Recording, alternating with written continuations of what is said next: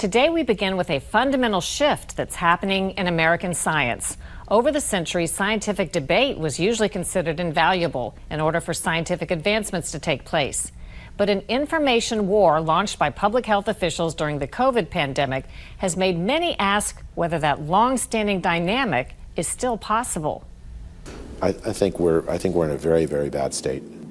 We're going to need to have a very honest look at the problems in this pandemic, almost like a 9/11 style commission.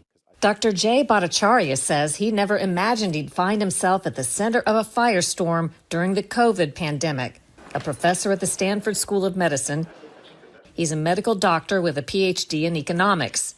The story of how he went from respected mainstream academic to the focus of an organized smear by top public health officials begins about 6 months after the national COVID lockdown began. Bhattacharya and two colleagues published a policy statement named for the town where they signed it, Great Barrington, Massachusetts. It's an informed freedom as opposed to this perception that everyone faces the equal risk, which is not true. What is the Great Barrington Declaration, the idea behind it, and what happened with that?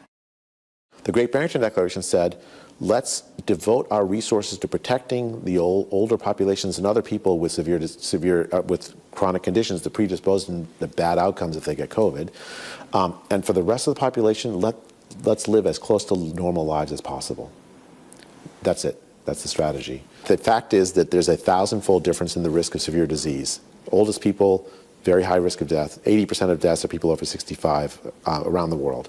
Whereas young people, especially children, have very low risk of severe disease, right? Very low death rates. You had a lot of scientists sign on to that. Do you know how many? Tens of thousands of scientists and doctors signed on. We have almost 950,000 regular people. This despite big tech suppression of it. The idea is not even original. It's the same pandemic plan we followed for decades in respiratory pandemic after respiratory pandemic, as recently as 2009 with the H1N1 flu pandemic. It's essentially the Great Barrington Declaration, except it wasn't called that then. The three scientists didn't know it yet, but their public efforts would make them targets of a frantic behind-the-scenes campaign by public health officials at the highest level.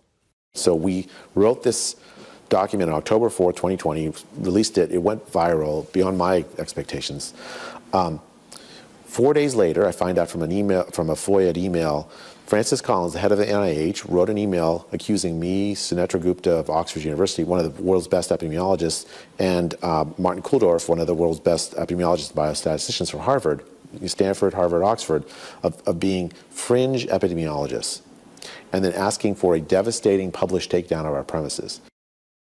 The emails were recently revealed through a Freedom of Information, or FOIA, request. On October 8, 2020, Dr. Francis Collins, head of the National Institutes of Health, or NIH, emailed White House COVID advisor Dr. Anthony Fauci, who heads an NIH sub-agency called the National Institute of Allergy and Infectious Diseases.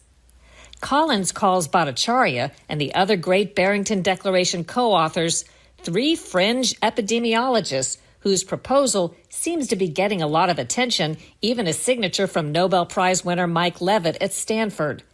There needs to be a quick and devastating published takedown of its premises. I don't see anything like that online yet. Is it underway? Collins asks Fauci. The public health leaders were turning to online media to personally discredit the scientists. Fauci later emailed Collins copies of articles published by Wired and The Nation magazine attacking the Great Barrington Declaration and its scientists.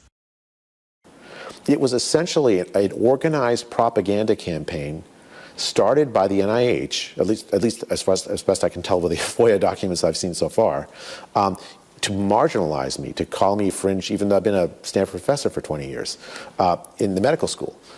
So were you ever called fringe, to your knowledge, before all of this? No, I don't. I mean, not that I'm aware of. I would have thought that if I were in Tony Fauci's position and you have prominent outside scientists saying, look, the strategy we're following is deadly and leading to too many deaths and not particularly is not saving lives, is bad, I would have engaged with those scientists to try to understand what are they talking about. Instead, I've never heard from him, and I felt the brunt of the propaganda campaign where he had friendly reporters come and try to attack me. His friendly to him come and attack me. We asked Fauci and Collins for interviews about the Great Barrington Declaration and their emails, but they declined.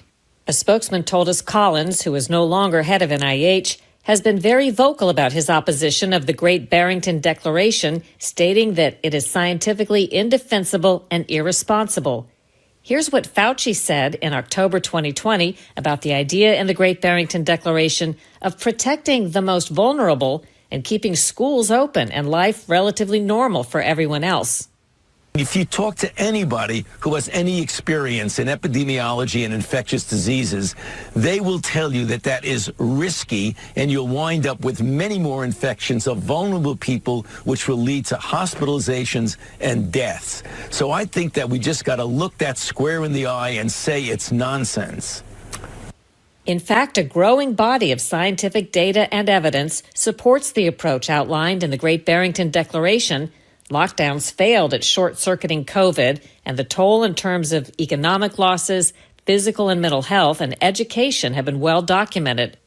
Recently, Fauci insisted lockdowns saved many lives, but he was surprisingly in sync with Bhattacharya and the Great Barrington Declaration about the harms of the restrictions. Particularly in children who are not allowed to go to school, in the psychological and mental health aspects it has on children, in the economic stress that it puts on society in general, on individual families. Obviously, those are negative consequences that are unintended. Yet the Great Barrington Declaration scientists who strongly argued the same thing in 2020 found themselves attacked and subjected to smears and career threats by the scientific establishment they once embraced. Some have had federal grant money, the lifeblood for academic researchers, jeopardized or withdrawn by Collins's and Fauci's agencies, who hold the purse strings when it comes to billions in federal tax dollars. I mean, I've been funded at the NIH most of my life, or most of my career, last 20 years. It helps, convince your university, for instance, that you should get tenure. A lot of scientists looking at this say, okay, well, these are fringe ideas. I better stay silent or else my career is threatened. And that's what's happened. They use their power to silence scientists. And that is a conflict of interest. Bhattacharya says he's survived because he's tenured at Stanford, but that his reputation is irreparably damaged in some corners. Now he's among a group of scientists and watchdogs pushing for major reforms. So the people have been misserved by public health. And so the people are going to have to demand that the reforms that happen are driven by people who are not conflicted, who didn't make these mistakes. And I think so. I know that there's an impetus to try to do an evaluation where the people doing the evaluation are those same ones who made the mistake. If that happens, it'll just cement the distrust that the public has in public health. Certainly it'll cement my distrust. What is among the most important things you've learned, maybe in the bigger picture as a scientist, about how things work when there's a message that's to be put out?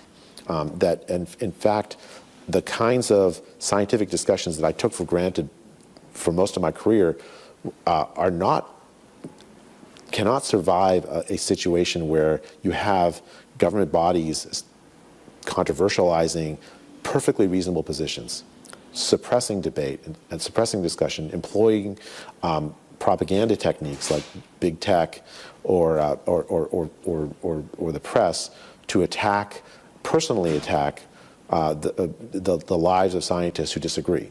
Now, you cannot have science where the government essentially can control what it wants to have happen. There has to be freedom for science to actually work. And I didn't fully understand that before the pandemic, but now I see it. Among the reforms Bhattacharya says are needed is putting a firewall between public health officials who make policy decisions and the funding that scientists receive, so the money cannot be used to suppress scientific discussion or to blackmail researchers into silence.